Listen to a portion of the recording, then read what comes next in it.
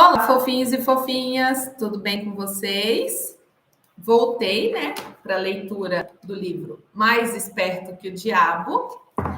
Ontem eu fiz a leitura do 6º capítulo, Ritmo Hipnótico, e hoje eu vim aqui para ler o 7º capítulo, que são as Sementes do Medo. Hoje é bem curto o capítulo, são apenas 3 páginas. Continuamos na entrevista. E vamos lá à leitura. Capítulo 7, Sementes do Medo. Pergunta. Seguidamente, fico imaginando por que a oposição que nós humanos chamamos de Deus simplesmente não aniquila você. Você sabe me dizer por quê? Resposta. Porque a força é tanto dele quanto minha. Essa força está tão disponível para ele quanto está para mim. E é exatamente isso que venho tentando fazer você entender.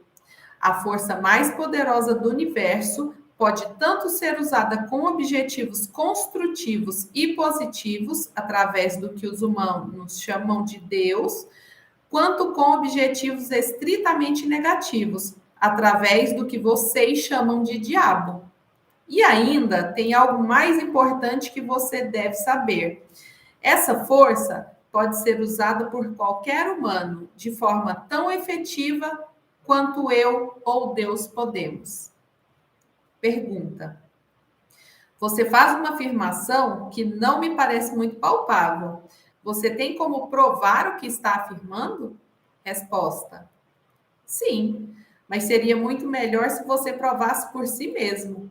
A palavra do diabo não me parece que tenha muita validade entre vocês, humanos pecadores, nem a palavra de Deus.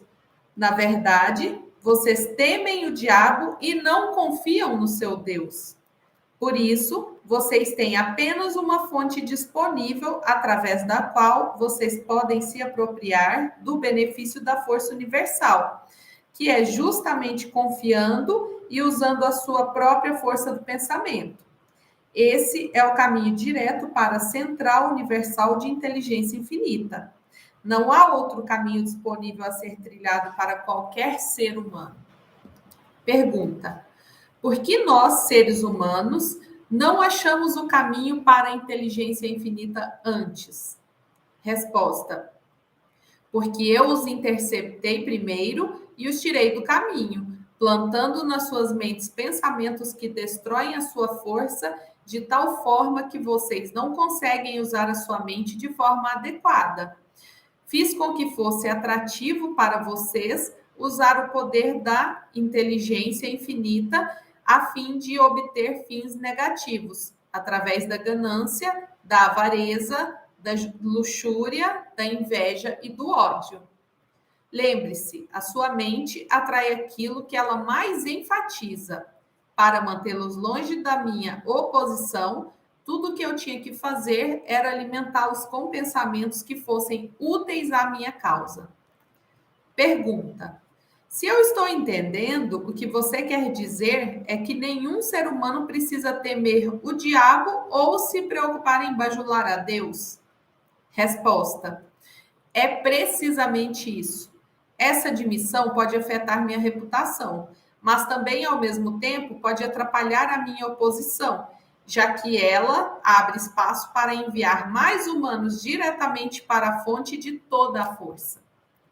Pergunta: em outras palavras, se você não pode controlar as pessoas através de subornos negativos ou pelo medo, então você quer realmente chutar o balde e mostrar às pessoas como ir diretamente a Deus? Por algum acaso você também é político? A sua técnica me parece estranhamente familiar. Resposta: eu na política? Se eu por acaso não estou na política, quem você acredita que começa as crises econômicas e as forças a entrar voltando? Eu na política? Se eu por acaso não estou na política, quem você acredita que começa as crises econômicas e força as pessoas a entrarem em guerra? Você com certeza não acha que isso é papel da minha oposição. Conforme já lhe disse, possuo aliados em todos os setores da vida que me ajudam a me conectar com todos os tipos de relações humanas existentes. Pergunta: por que você não toma conta de todas as igrejas e as usa diretamente para a sua causa? Resposta: você acha que eu sou um idiota? Quem manteria vivo o medo do diabo se eu subjugasse as igrejas? Quem serviria de isca para atrair a atenção das pessoas enquanto eu manipulo as suas mentes? Se eu não tivesse algum tipo de agente através do qual eu pudesse semear as sementes do medo e da dúvida, a coisa mais inteligente que eu faço é justamente usar os aliados da minha oposição para manter sempre vivo o medo do inferno na mente das pessoas. Enquanto as pessoas temerem algo, não importa o que, eu manterei meu controle sobre elas. Pergunta: eu estou começando a entender o seu esquema. Você usa as igrejas para plantar a semente do medo, da incerteza e da indefinição na mente das pessoas. Esses estados negativos da mente fazem com que as pessoas formem o hábito da alienação. Esse hábito acaba cristalizando-se permanentemente através do ritmo hipnótico. Então, a vítima torna-se indefesa para se ajudar. Isso está correto? O ritmo hipnótico, então, é algo para ser observado e respeitado? Resposta: o melhor modo de dizer a verdade é que o ritmo hipnótico é algo a ser estudado, entendido e voluntariamente aplicado para que se possa conseguir alcançar metas e desejos determinados. Pergunta: se a força do ritmo hipnótico não é voluntariamente aplicada para se conseguir fins determinados, ela pode ser um grande perigo? Resposta: sim, e também porque ela funciona automaticamente. Se ela não for conscientemente aplicada para obter um determinado resultado desejado, poderá e certamente fará com que se obtenham resultados indesejados. Pegue a simples ilustração do clima, por exemplo. Qualquer um pode ver e entender que a natureza força cada ser humano, a cada elemento da matéria, a ajustarem-se ao seu clima. Nos trópicos, ela cria árvores que dão frutos e se reproduzem. Ela força as árvores a ajustarem-se ao seu sol escaldante. Ela as força também a formarem folhas especialmente feitas para proteção contra os raios de sol. Essas mesmas árvores não poderiam sobreviver se fossem removidas para as regiões árticas, onde a natureza estabeleceu um clima totalmente diferente. Nos climas mais frios, ela cria árvores que são ajustadas para sobreviver e se reproduzir. Mas elas não poderiam sobreviver se fossem transplantadas nas regiões tropicais. Da mesma maneira, a natureza obriga os seus animais, dando a cada um deles um tipo de clima diferente e um tipo de cobertura para que eles tenham conforto e sobrevivam nesse clima. De uma maneira similar, a natureza força na mente dos homens todas as influências que este recebe do seu ambiente e que muitas vezes são mais fortes do que os próprios pensamentos dos indivíduos.